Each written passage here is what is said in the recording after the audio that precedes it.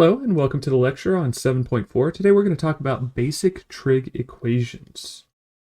Now we've talked about a bunch of identities so far, but now we're going to talk about how to solve for an angle when we're given an equation that involves a trig function. We solve a trig equation much like an algebraic equation with the added step of solving for an angle. Let's do an example so that I can show you exactly what I mean here. Find all values theta on the intervals 0 to 2 pi such that 2 sine of theta minus 1 is equal to 0. When we're trying to solve a trig equation, what we want to do is we want to think of the trig equation as a variable, like x, for instance. If we replace sine theta with x, we would have something that looks like this. And we can solve this. This is not very hard to solve. We've done this before. This is actually a previous class. You add the 1 over, divide by 2, you end up with x is equal to 1/2. Yeah, but that's not exactly what we want. We want values theta for which this equation is equal to 0. So we do the exact same steps, just like the algebraic equation, except we're going to be left with sine of theta is equal to 1/2. Now we have the added step of trying to figure out what values of theta satisfy sine of theta equaling 1/2.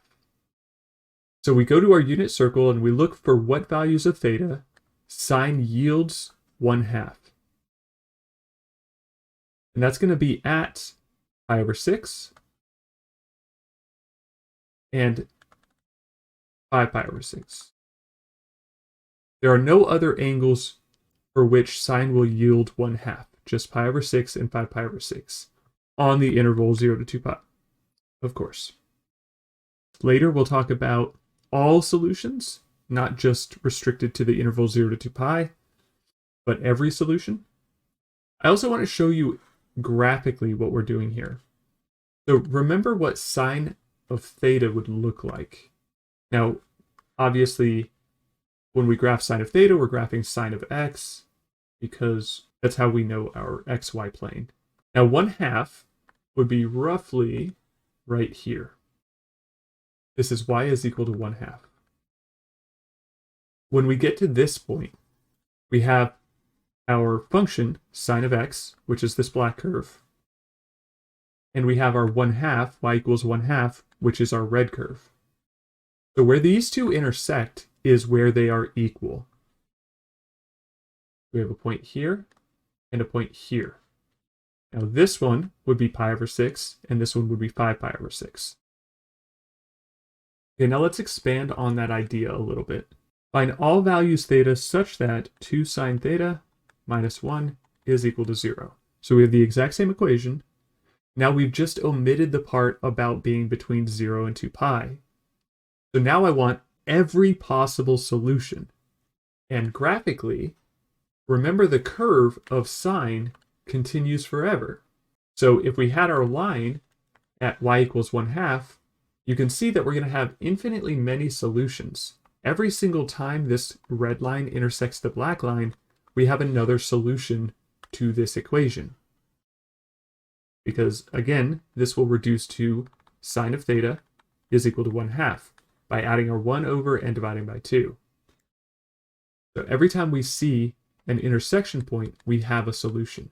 Now the question is, how do we encompass all of those solutions without having to list out infinitely many solutions? Because I don't want to stay here forever writing out solutions, because I'm hungry and I want to go eat. We need to figure out a shorthand way, or a much better way, in order to encompass all the solutions, but write it in a compact way. So, again, we had theta was equal to pi over 6, and theta is equal to 5 pi over 6. These are two solutions that are between 0 and 2 pi. Now, I also want to recall, sine has a period of 2 pi. What that means is that when we go an entire cycle, we've gone 2 pi radians. Now, normally, with sine, we think of a period starting at 0 and ending at 0. But remember, it doesn't matter where you start. 2 pi units is 2 pi units, so if I start from this intersection point, going 2 pi units will end at this intersection point. And if we go another 2 pi units, we end at the next intersection point, and so on. We skip an intersection point between each one, but that's okay. We'll grab those with the 5 pi over 6. So what we say instead is, well, we have pi over 6, which is here, but we could also add 2 pi to it, and we could get this intersection point. Add another 2 pi, and we get this intersection point. Add another 2 pi, and we get another intersection point. Similarly, we could subtract 2 pi, and we could get an intersection point on the left. And we could subtract another 2 pi, and so on. So what we say is pi over 6 plus 2 pi n, where n is an integer. Remember that this symbol means the set of integers. N is in the set of integers. This is all that this means here. So what we're saying is start at pi over 6, and if we move 2 pi in any number of 2 pi units to the left or to the right, then we'll get another solution. So this expression here encompasses infinitely many solutions, actually every other solution. So it encompasses this one, and this one. It always skips one. But 5 pi over 6 will grab all of the rest of the infinitely many.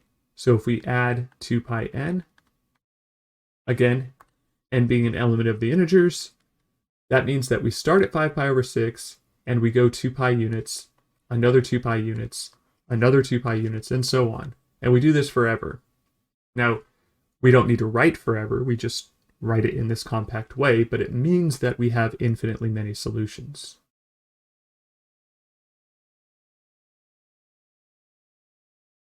Let me express this on the unit circle as well, so that anyone that's confused might be able to see another way to think about it.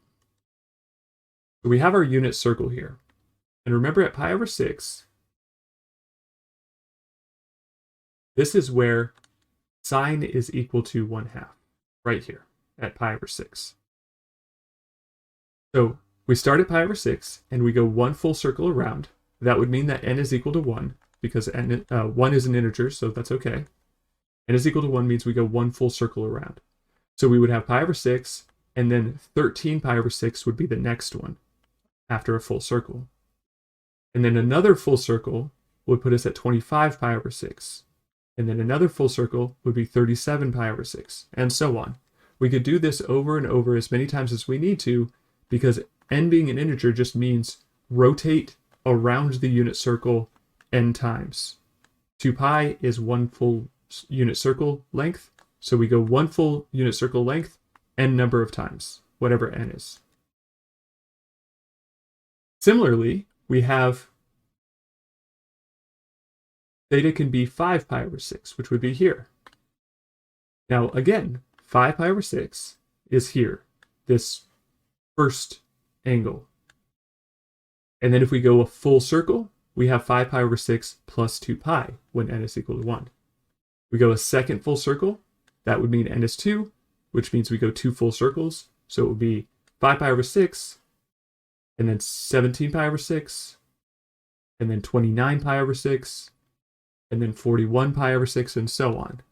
And we could do this infinitely many times. Again, as long as n is an integer, this will be a solution. Now, if n is equal to -1, we could start here and we go clockwise instead of counterclockwise, but we still go a full circle, which would end up at the exact same spot. All of these solutions are coterminal. Similarly, all of these solutions are coterminal, which means that they have the exact same sign value. Now, in order to solve equations that require an inverse trig function, we need to know how to find other angles theta on 0 to 2 pi that satisfy the equation. What I mean is, remember that we have a restricted range with sine, cosine, and tangent inverse. Specifically, inverse sine's restricted range is from -pi/2 to pi/2. Cosine inverse's restricted range is from 0 to pi, and tan inverse's restricted range is from -pi/2 to pi/2, excluding the endpoints, of course. But if we have an equation that looks like this one, where we have sine of theta is equal to 1/2, sine inverse would only give us a single solution. So we need to be able to find the other angle that satisfies this equation. Again, because sine does not have a restricted domain. Sine inverse has a restricted range. So when we need to use sine inverse, we need to look for another angle, and we need to know how to find that other angle. Recall, sine inverse has range negative pi over 2 to pi over 2, and cosine inverse has range 0 to pi. Now, tangent inverse's restricted range doesn't matter, and I'll explain it when we get to a tangent problem. Tangent's a special case because it doesn't have period 2 pi, it has period pi. Do an example with cosine now. 3 cosine theta minus 1 is equal to 0. Okay. Well, we've known how to solve this equation. We get cosine of theta is equal to 1/3. Now our problem becomes, well, for what angle is cosine equal to 1/3? Well, it's not on the unit circle. 1/3's not on the unit circle. So how do we figure this out? Well, in this case, we just need to take the inverse cosine. So theta is equal to cosine of inverse of 1/3. But this is not a special angle that's on our unit circle. So we need to be able to figure out on the unit circle what other angle satisfies cosine of theta is equal to 1/3. And if we remember that cosine is actually an even function, then it becomes very, very easy. So remember that cosine inverse has a restricted range from 0 to pi. So it starts at 0, ends at pi. So cosine inverse of 1/3 will be somewhere in the top half of the unit circle. But also, remember that cosine is an even function. The cosine inverse of 1/3 will be right about here. That's not pi over 3. It's actually a little bit bigger than pi over 3. But it's right here. That means that the x value at this coordinate is equal to 1/3. Remember, cosine relates to the x value on the unit circle. Notice here that we have another intersection point. That means that this angle is another solution. And it should make sense because cosine is an even function. So cosine inverse of 1/3 would be between 0 and 2 pi, and negative cosine inverse of 1/3 would just be the exact same angle, but on the bottom half of the circle instead. So we end up with this angle. So we know that, so we should be able to figure out that theta equals negative cosine inverse of 1/3 is also a solution to this equation. If you plug it into your calculator, you should be able to see that that's true. If we actually do this in a calculator, in this first one, we have theta is equal to 1.23 radians plus 2 pi n, where n is an integer. And the second one, theta is equal to negative 1.23 plus 2 pi n, where n is an integer. Now, this 1.23 is in radians. I know it doesn't have a pi.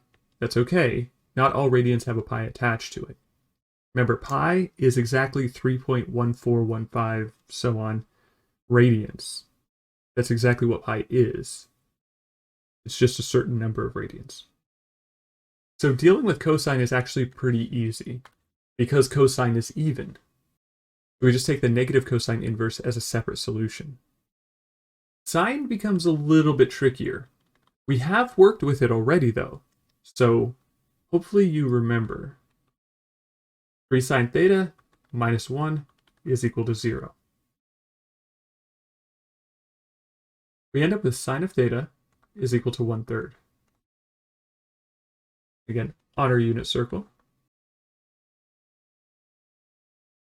On our unit circle, sine theta equaling 1/3 would be right about here. a little bit smaller than pi over 6. Now, what that means is that this y value is exactly 1/3, which means our other solution is over here, where it intersects the circle. This would be our other solution. So our first solution is right here. Our second solution is right here. How do we find that, though? Now, we have done this before. We actually did it when we did law of sines. So remember, this angle is the exact same thing as this acute angle here on this side between the negative x-axis and this red line. This angle and this angle are the same. And notice that this angle, going from the positive x-axis to the red line, plus the red line to the negative x-axis, is pi radians. So really all we need to do is find sine inverse of 1/3, whatever you need to find sine inverse of. In our case, it's 1/3. And then we subtract this from pi radians, or 180 degrees. When we did law of sines, we subtracted it from 180 degrees. That was in the ambiguous case of law of sines. So this angle is theta equals pi minus sine inverse of 1/3. And again, this angle here that I'm marking in blue is the same as this angle here that I'm marking in blue. So I'm going to call this little black angle theta. This is what I want. This angle I'm going to call alpha. This is what I want to remove from pi to get theta. Notice that theta and alpha add up to pi. So we can say theta plus alpha equals pi. Now, if I only want to know what theta is, all I have to do is subtract alpha over. So theta is equal to pi minus alpha. But alpha is the exact same angle as this angle here, which is sine inverse of 1/3. So we would have pi minus sine inverse of 1/3. So our two angles become theta is equal to sine inverse of 1/3 plus 2 pi n, where n is an integer. And also, theta equals pi minus sine inverse of 1/3 plus 2 pi n, where n is an integer. Now notice, once we plug this into a calculator, we would get that this is about 0.34. Sine inverse is 0.34. So this would be 0.34 plus 2 pi n. This would then mean that theta here is pi minus 0.34 plus 2 pi n. And that's it. These two encompass every solution to this equation. Now let's go ahead and move on to tangent. So tangent's sort of a special case. So suppose that we have 3 tangent theta minus 1 is equal to 0. Same equation, just we're switching out the trig function. Now again, we get down to tangent theta is equal to 1/3, which means then that theta is equal to tan inverse of 1/3. I want you to notice that on the unit circle, tangent's kind of a special case because tangent only has a period of pi. So tan inverse will give you a solution between negative pi over 2 and pi over 2. And let's go ahead and find that now. So tan inverse of 1/3 comes out to about 0.32. Now with sine and cosine, we had to add plus 2 pi n, where n is an integer. But with tangent, because the period is pi and not 2 pi, we just need n pi instead. Now this encompasses all of the solutions. This one line encompasses all of the solutions to this equation. So 0.32 would be roughly the same as with sine, a little bit smaller, be right about here. Now plus n pi means that we rotate a half a circle, not a full circle. So we get this angle here. So we would start at 0.32 radians, rotate a half a circle, and then rotate another half a circle to get this one, the next one. So this would be 0.32 radians. And if we rotate a half a circle, we get the next solution to this equation. And if we rotate another half a circle, we get the next solution. Rotate another half a circle, we get the next solution, and so on. We only rotate a half a circle, which means that tangent actually encompasses all of the solutions with a single line instead of two lines. Just like sine and cosine. Sine and cosine, you need both of these. Because they're 2 pi units, the solutions are 2 pi units away from each other. Now the reason that this is exactly because tangent has a period of pi. Remember that tangent looks like this.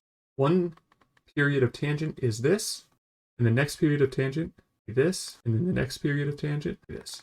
So when we have a solution, tangent theta equals 1/3, we draw this line, y equals 1/3, and we can see that each period of tangent has exactly one solution.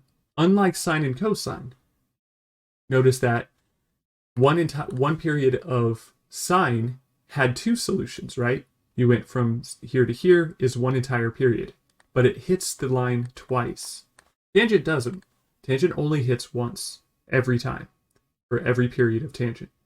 This is why you only need a single solution, a single line. Now we've kind of covered thoroughly the very basic trig equations.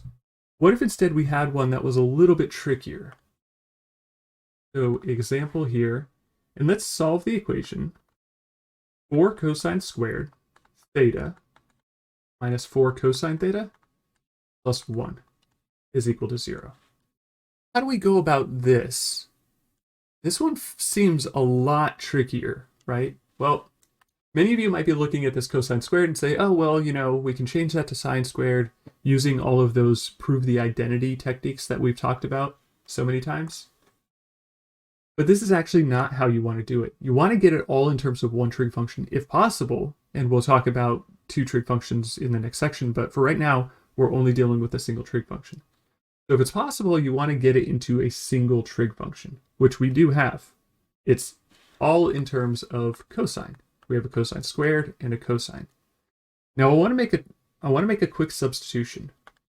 Let's say that omega is equal to cosine theta. Okay. Well, that will substitute out this one, but what about this cosine squared? Oh, we have a solution for that as well. Omega squared is equal to cosine squared theta. So now we substitute cosine squared for omega squared and cosine for omega. So we get 4 omega squared minus 4 omega plus 1 is equal to 0. Now you should recognize how to do this. This becomes just an algebra problem, solving for omega. It's very straightforward. We need to find two numbers that multiply to 4 times 1, which is 4, and add to b, which is negative 4. So two numbers that multiply to 4 and add to negative 4. That should be negative 2 and negative 2. We factor this into 4 omega squared minus 2 omega plus a negative 2 omega plus 1 is equal to 0. Factor out in this first grouping, we factor out a 2 omega, and we're left with 2 omega minus 1. Factor out a negative 1 in the next one, and we're left with 2 omega minus 1 is equal to 0. Now notice that this first term, we have a 2 omega minus 1, and in the second term, we also have a 2 omega minus 1. So I'm going to factor that out now. I get 2 omega minus 1. And then what's left here after I factor out the 2 omega minus 1 is just 2 omega. And here, after factoring out the 2 omega minus 1, all I have left is this minus 1. We get this. It actually factors into 2 omega minus 1 quantity squared is equal to 0. You can take the square root of both sides if you want to, or you can solve each separately, but either way you're going to end up with 2 omega minus 1 is equal to 0. Solve for omega, and we have omega is equal to 1/2. Okay. Are we done here? Well, if you were in algebra, yes, you would be done, because algebra does not deal with trig functions. But our problem has trig functions in it. We're looking for theta, not omega. So we need to resubstitute our omega to become cosine. So we have cosine of theta is equal to 1/2. So we've simplified our equation by factoring. And we broke it down to cosine of theta is equal to 1/2 now. Now we just need to figure out for what angles theta cosine gives us 1/2. And that will be at pi over 3 plus 2 pi k, where k is an element of the integers. And theta is equal to negative pi over 3 plus 2 pi k. Again, k is an element of the integers. If you look on the unit circle, you'll see 5 pi over 3 instead of negative pi over 3. I prefer the negative pi over 3. It just remains consistent with the rest of the section. But you can choose whichever one you like. It doesn't matter. It still encompasses all of the solutions. But sometimes you're going to have to factor an equation. That's the point behind this problem, is that we have an equation that requires factoring. You might notice it immediately with cosine squared. Instead of thinking of it as a trig function, think of it as just something squared plus a constant multiple of that same something. So think of it x squared, 4x squared minus 4x plus 1. And you should be able to see from there what to do next, which is to factor. Go ahead and try one. 3 sine squared theta minus 7 sine theta plus 2 is equal to 0. I think one of the factors when you factor this comes out to a no solution, so be careful with that. Go ahead and do another example. This time we're going to involve multiple trig functions. So solve 3 tangent theta sine theta minus 2 tangent theta is equal to 0. So here, notice that we have a tangent in both terms. This is the trick here. It's another way of factoring. We're factoring out a tangent. So we have then tangent of theta times 3 sine theta, because that's what's left, minus 2 is equal to 0. Now we use the zero product property. We have a product of two things, this, and that product is equal to 0, which means at least one of these two things has to be 0. So we look for when each of them is 0. Tangent of theta is equal to 0, and our other equation becomes 3 sine theta minus 2 is equal to 0. Now tangent of theta equaling 0 just gives us theta is equal to 0 plus pi k, where k is an element of the integers. Remember that tangent has a period of pi, not 2 pi. Here, this one's a little bit different. Sine of theta is equal to 2/3. We just add the 2, divide by 3, and then we have to use our inverse sine function in order to figure this out. So we'll get theta is equal to sine inverse of 2/3. That's one of them, plus 2 pi k.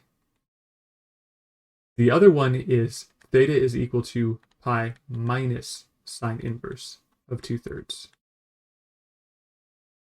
plus 2 pi k. This still holds. Whenever you have to do a sine inverse, you have two of them, the sine inverse and the pi minus the sine inverse. Last example, I want to show you an example in which one of the factors has a no solution case. Find all solutions to 2 cosine squared x minus 5 cosine x plus 2 is equal to 0. Now, it looks exactly how we had a problem before, which, to be fair, it's pretty similar. So we do a times c. If we think of cosine as a w, then we can have 2w squared minus 5w plus 2. If you don't need to do that, that's okay. You can just go straight into the factorization. But for those that need this substitution, I'm going to do the substitution. So a times c is 2 times 2. We get 4. So we're finding two numbers that multiply to 4 and add to our middle term b, which is negative 5. The two numbers that multiply to 4 and add to negative 5 be negative 1 and negative 4. We have 2 omega squared minus 4 omega plus a negative omega plus 2 is equal to 0. Here, in this first term, we factor out a 2 omega, and we're left with just omega minus 2. In the second term, we need to match the omega minus 2, so we factor out a negative 1. We have omega minus 2 is equal to 0. Factor out the omega minus 2 now, and we have omega minus 2 times 2 omega minus 1 is equal to 0. Okay, you can separate these as omega minus 2 is equal to 0, and 2 omega minus 1 is equal to 0 before you resubstitute if you want to. A lot of times I do it this way. It doesn't really matter. But this one becomes cosine of x is equal to 2. And this one becomes 2 cosine x minus 1 is equal to 0. Add the 1, divide by 2, and we have cosine of x is equal to 1/2. Okay. Now, we look for the angles x for which cosine is equal to 2. For what angles x does cosine give us 2? And if you said none, then you would be right. There are no angles for which cosine is equal to 2, because cosine has a range from negative 1 to 1. 2 is outside the range of cosine, therefore no matter what I plug in for x, it does not matter what number I plug in for x, we will never reach 2.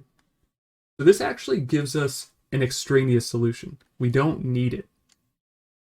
This one, on the other hand, does have solutions. And this would be x is equal to pi over 3 plus 2 pi n, and x is equal to negative pi over 3 plus 2 pi n.